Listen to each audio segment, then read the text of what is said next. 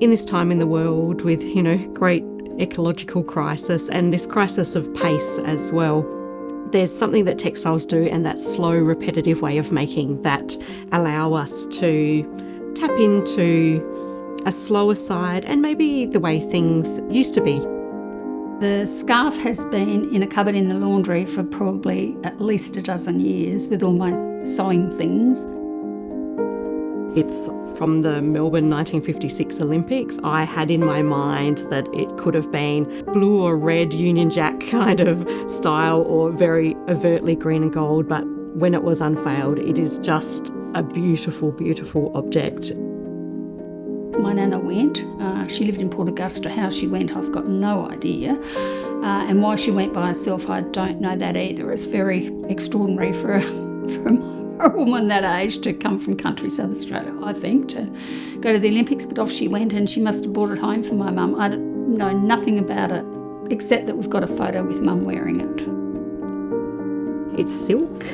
Being made in around 1956 is quite damaged. It had some holes, some tears, it's threadbare in places.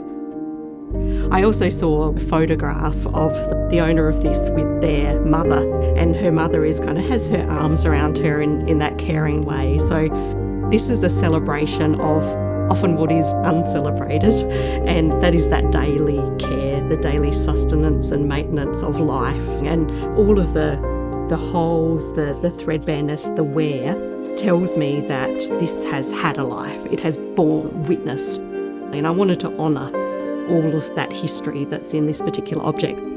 I was often thinking when I first got it about bodies and how objects we wear so close to our body, like a scarf is often tied around the neck.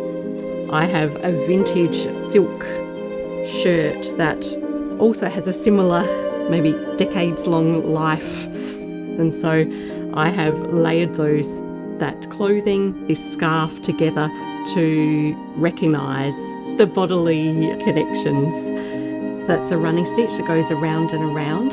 The palette is very intentionally selected to represent either holes, so thinking of wounds and scars and the ways that our bodies show little punctures or marks, they're often in the pinks or the reds, whereas there are other mending areas here that are in golds or browns, which are more about the stains and the build-up on bodies over time.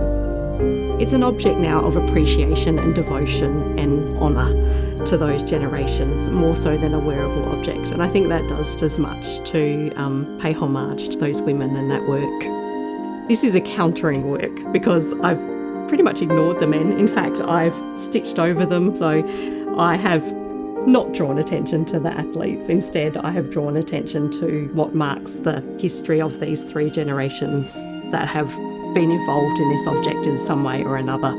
And they all happen to be women of the same family, which is a beautiful lineage to honour. I see that storytelling as an important part of my role as an artist.